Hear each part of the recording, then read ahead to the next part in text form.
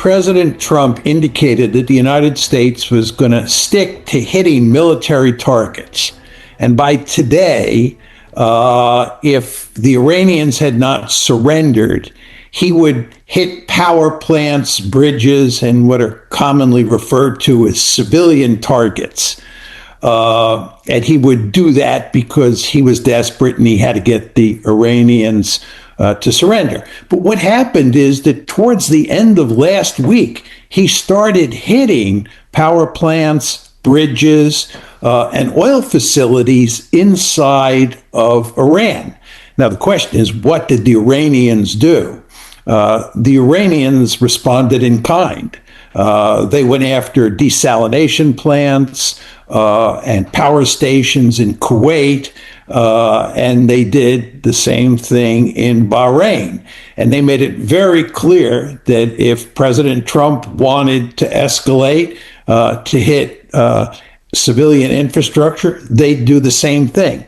Moreover, and this is very important, they said if this coming week, the week it's starting today, Australia time, if that happened, they would go after all sorts of targets in Saudi Arabia and in the UAE, as well as the targets that they have been going after. And they would go after more power plants, more desalination plants, and they would try to shut down completely the flow of oil out of Saudi Arabia and the UAE. So what President Trump did on Sunday night was he attacked Iran once again, but he stopped hitting civilian targets. He stopped going after bridges and power plants.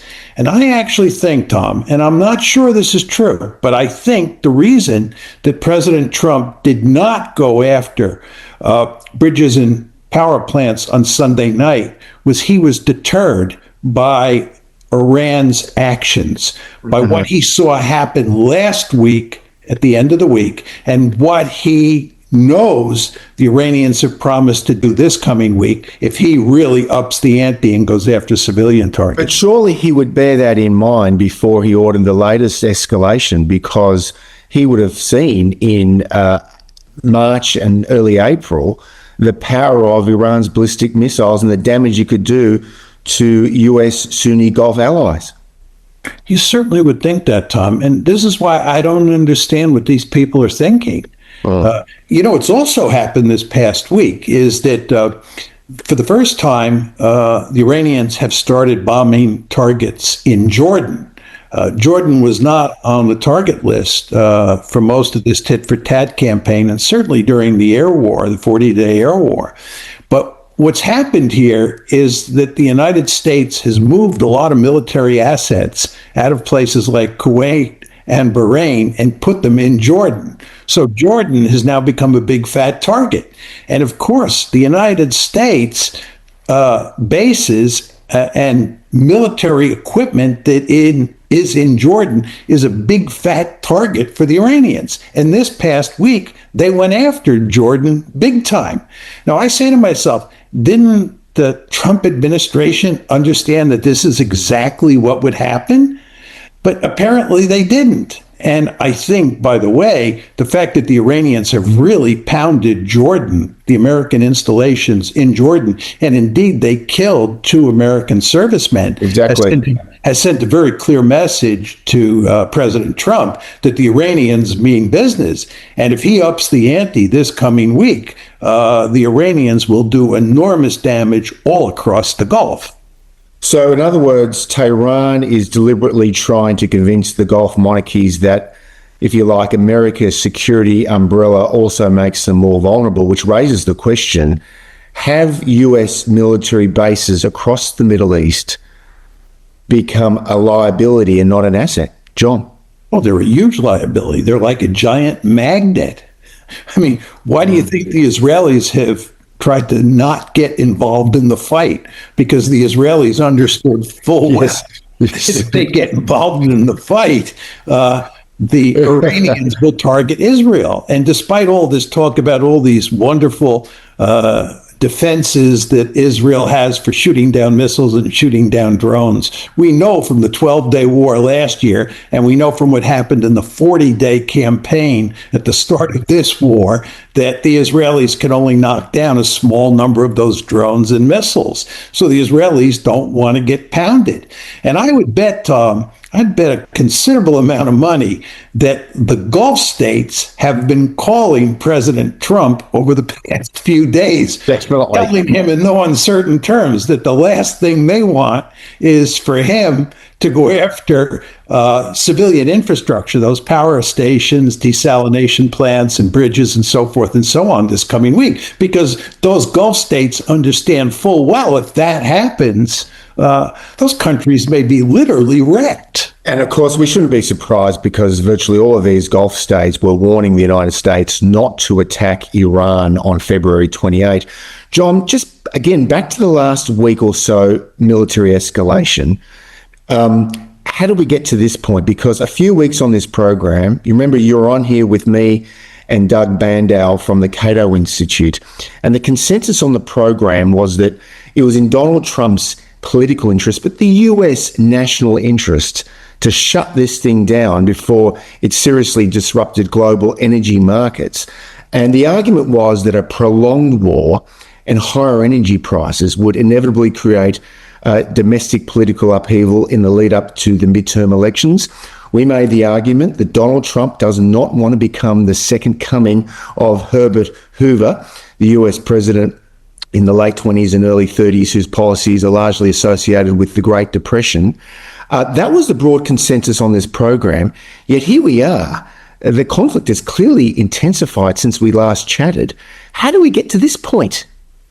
I would just note, Tom, that President Trump himself said he didn't want to be Herbert Hoover, and that he was worried about an economic catastrophe. So it wasn't just people like us who were warning about taking the international economy off a cliff. He seemed to understand full well. And this rhetoric of his was used to justify why he signed the Memorandum of Understanding on June 17th. Which you've called a surrender document. Yes, which was a surrender document.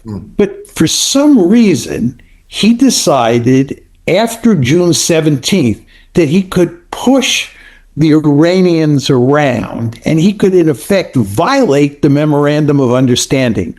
Article 5 said, in my opinion, quite clearly, that Iran would be responsible for controlling the Strait of Hormuz for the 60-day negotiation period. And after that, Oman and Iran would negotiate a deal for controlling the strait. The United States is not mentioned at all.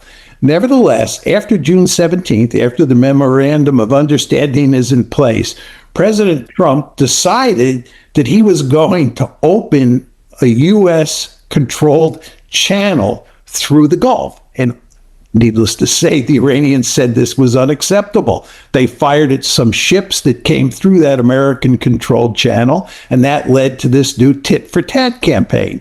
President Trump had to know that that was going to happen. And you then say to yourself, well, if he knew that was going to happen, why did he start, in effect, this tit-for-tat campaign? It just makes no strategic sense. And then you say to yourself, well, he must have had a new theory of victory. He must have thought that he now had an advantage after June 17th that he didn't have before June 17th. Of course, neither you or I can figure out what that advantage is, nor anybody else I've listened to. So the end result is he's in the same mess today that he was in before June 17th. What complicates things further, John, and he would be well aware of this, I assume, and we've talked about this before on the program, that the stockpiles of missile interceptors across the region are beginning to run low. And that's not to mention the inventories of advanced offensive weapons and precision munitions. They're running low too, correct? Absolutely. I'm actually surprised that he's engaged in this tit-for-tat campaign for that reason.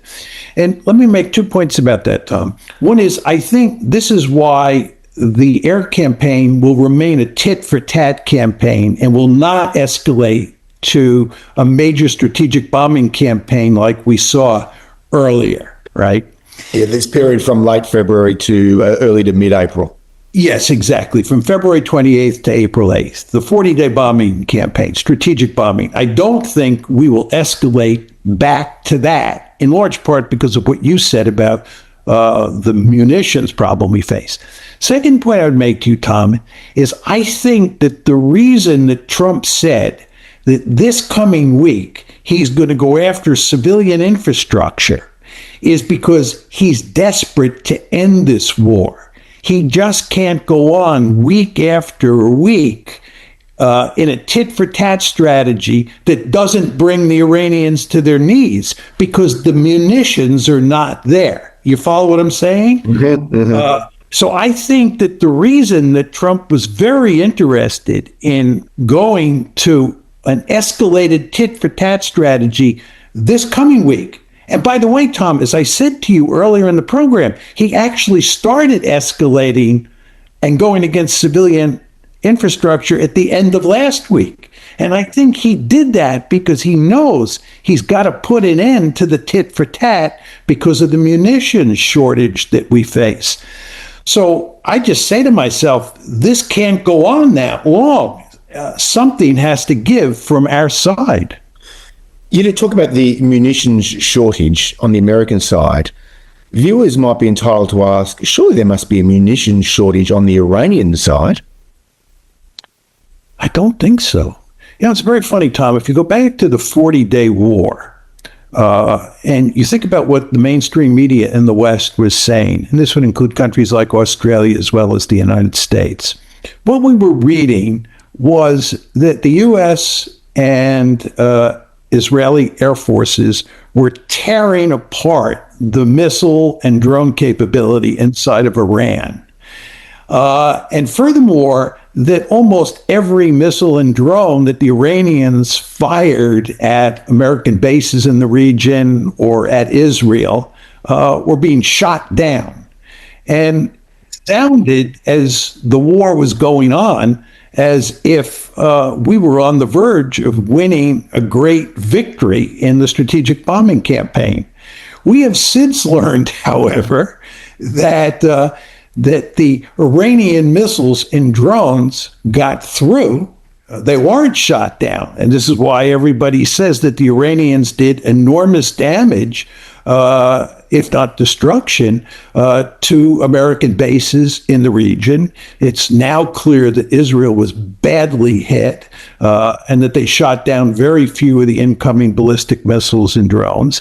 And at the same time, it's now clear that not that many Iranian missiles and drones were destroyed, that they have them buried deep in mountains or in other underground sites, and we were incapable of destroying them. So there is no evidence at this point in time that the Iranians are running out of missiles. It's us, the United States, that's running out of sophisticated weapons that we depend on. And furthermore, when it comes to shooting down those ballistic missiles that the Iranians are firing at the Gulf states and may even be firing again at Israel, it's quite clear that we don't have the capability to shoot down many of them. What also complicates things here too, from the American perspective, is the role of the Houthi rebels in Yemen. Could they just tell us more about the role they could play in seeking to close down important straits and disrupt global shipping that hurts, say, Saudi Arabia? John? Well, the reports last week were that Iran and the Houthis had worked out a deal where if this week the United States goes after civilian infrastructure, again, the power plants, the bridges, and so forth and so on, the Houthis will shut down the strait. Now, it is important to understand, Tom, that even if the Houthis don't do that, the Iranians have an alternative strategy because the Saudi oil that comes out of the Red Sea goes through the Bab el-Mandab Strait. This is the strait that the Houthis would shut down. That Saudi oil comes out of a Saudi port called Yanbu, which is on the Red Sea. And the Saudis have said, the Iranians have said they will shut that port down regardless. So it's not even clear that the Iranians will need the Houthis to shut down the Red Sea. Right. Because if the Iranians take out Yanbu, there won't be any Saudi oil coming through Bab el Mandab Strait anyway. As the most powerful